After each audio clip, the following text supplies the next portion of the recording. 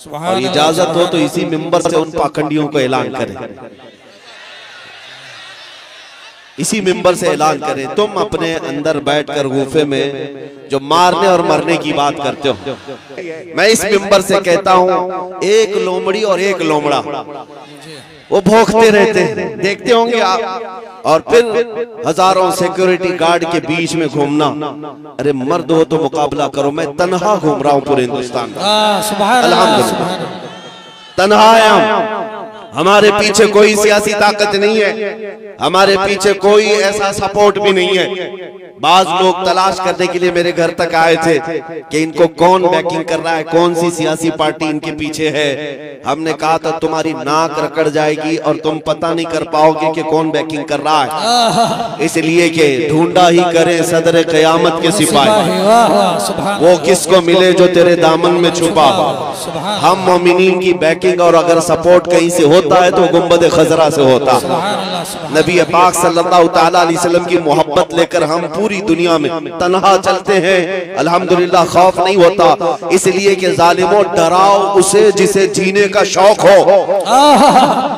मौत से डराना, जेल से डराना, फांसी से डराना, उसे डराओ जिसे जीने का शौक है। हम तो रोज रात ये सोच करके सोते हैं कि कब मलकुल मौत आए, रूह कब्ज करे और हमारे नबी से हमारी मुलाकात कराए। सुभान अल्लाह, सुभान अल्लाह। है शबे गोर भी उसी गुल से मुलाकात की रात। अजीजान गिरामी वक़ार, मैं बात ये कह रहा था, आप अपना जोश थोड़ी देर के लिए खामोश रखें, थोड़ी देर के लिए।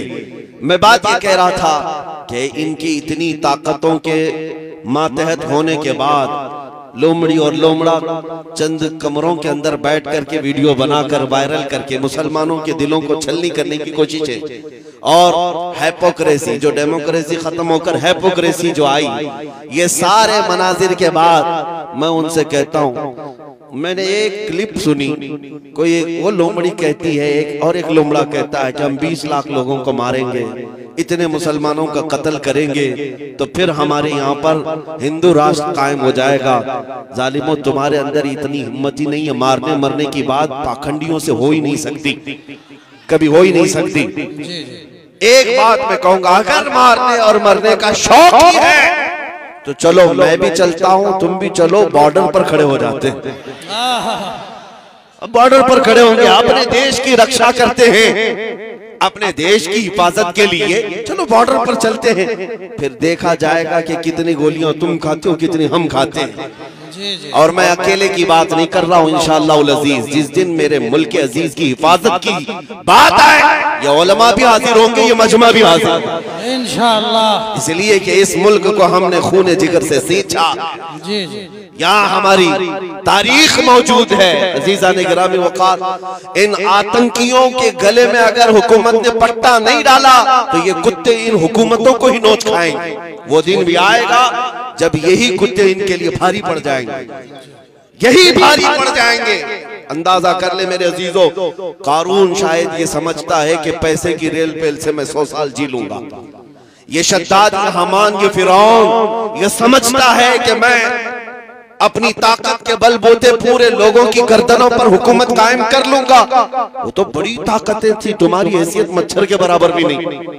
और अगर हुकूमतें खुलेआम ये सारी बातें कर रही हैं, मेरे अजीजों, एक तारीख यहाँ वैसी भी आई थी 100 साल पहले, 100-150 साल पहले, 1857 की तारीख, जिसको अंग्रेज आज भी गदर कहता है, अंग्रेज आज भी गदर कहता है। 1857 की तारीख में अंग्रेजों को भी यही नशा चढ़ा था, यही नशा चढ़ा था कि हम जो चाहे कर लेंगे, कत्लेआम करेंगे, मार डालेंगे। उस वक्त किफायत अली काफी रहमतुल्लाह ताला अलैह को फांसी पर चढ़ाया था, फांसी पर चढ़ा करके जश्न मनाए थे 8 दिन तक। क्यों किफायत अली काफी को चढ़ाया था जानते? एक आलिम रब्बानी को इसलिए चढ़ाया था कि वो बोलते थे तो हजारों का मजमा जमा होता, लोग उनके पीछे दीवाना वार घूमते। तो ऐसे उलमा तो इनको खलते हैं। फांसी पर चढ़ा करके 8 दिन तक जश्न मनाया था। लेकिन खुदाई कानून उन्हें मालूम नहीं। तुम एक किफायत अली काफी को जो ये कहता था कोई गुल बाकी रहेगा न चमन रह जाएगा, पर रसूलुल्लाह का दीने हसन रह जाएगा। फांसी पर चढ़ा करके तुमने ये सोचा कि एक आशिक रसूल की जुबान बंद कर दिया, उसे गर्दन से अलग करके जिस्म को अलग कर दिया। अब उम्मत ठंडी हो जाएगी, ये जमात सो जाएगी। लेकिन मौला ताला का एहसान तो देखें, मुरादाबाद ज्यादा दूर नहीं है। किफायत अली काफी को यहाँ फांसी पर चढ़ा रहा है अंग्रेज, और मौला पड़ोस में बरेली में इमाम अहमद रजा को पैदा कर रहा है। सुभान अल्लाह। ज्यादा फासला न शहरों का है न तारीख का है। एक आशिक रसूल अगर तुम्हारे हाथों फांसी पर चढ़ा है तो अल्लाह ताला ने दूसरा ऐसा आशिक पैदा किया जिसने करोड़ों दिलों में ये इश्क भर दिया, करूं तेरे नाम पे जा फिदा, न बस एक जान दो जहां फिदा, दो जहां से भी नहीं जी भरा, करूं क्या करोड़ों जहां नहीं।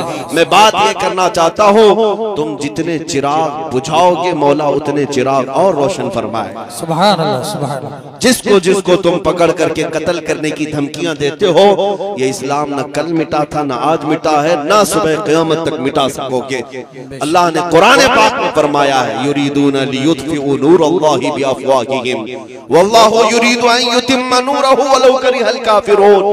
मुशरिकीन ये चाहते हैं कि अपने मुंह के फूंकों से अल्लाह के चिराग को बुझा दें, और ये हो नहीं सकेगा। अल्लाह अपने चिराग को रोशन करके रहेगा, काफिर अगरचे इसको नापसंद करें, काफिर अगरचे इसको नापसंद करे। मेरे अजीजों, बात सिर्फ इतनी मुझे करनी है, तुम्हारा अपना रोल क्या होना चाहिए? क्या यही जोश के नारे जो हम पिंडाल में बैठ करके करें? क्या हमारी यही तकरीरें जो जलसे तक रहे? नहीं मेरे अजीजों, हमारा लक़ब, एक मोमिन का लक़ब ये था कफन बरदोश। ये सीने पर बल्कि अपने कंधे पर कफन लेकर के चलता है, इसे मौत से खौफ नहीं है। तो ये खौफ जब तुम्हारे सीने से निकलेगा तो हक बोलने की हिम्मत उतनी बढ़ती चली जाएगी। ज्यादा से ज्यादा तुम्हें किस बात से डराया जाता है आज? फांसी से, ये सबसे हाईएस्ट सजा है ना, या जेल से? ये दोनों चीजें एक मोमिन के लिए कोई माने नहीं रखती। जेल की सलाखों पर जाने के बाद बुजुर्गों ने लिखा भी है कि मोमिन घबराना नहीं, अगर मुस्तफा के नाम पर गया है, अगर नबी पाक के नाम पर गया है, तो अंदर जाने के बाद हो सकता है तेरी माँ, तेरी बीवी, तेरे भाई देखने ना आए, लेकिन एक रात जरूर आएगी जब ताजदार मदीना खुद तशरीफ। सुभान अल्लाह, सुभान अल्लाह। वो भी खौफ नहीं रखना। हुजूर के इंतजार में हम दिन काट लेंगे, हुजूर के इंतजार में हम रातें काट लेंगे। और रही बात फांसी की, उसके मुतालिक भी रिवायतें मौजूद हैं कि जिन जिन गुलामों को जालिमों ने अपने हाथों से कत्ल किया या फांसी पर चढ़ाया, फंदा बाद में लगा, चेहरा मुस्तफा पहले मौजूद। सुभान अल्लाह, सुभान अल्लाह। नबी पाक सल्लल्लाहु ताला अलैहि वसल्लम तशरीफ फरमा थे। अजीज़ान गिरामी वक़ार, ये दो तमन्नाएं जिसके पास है, फिर उसे किस बात का खौफ है?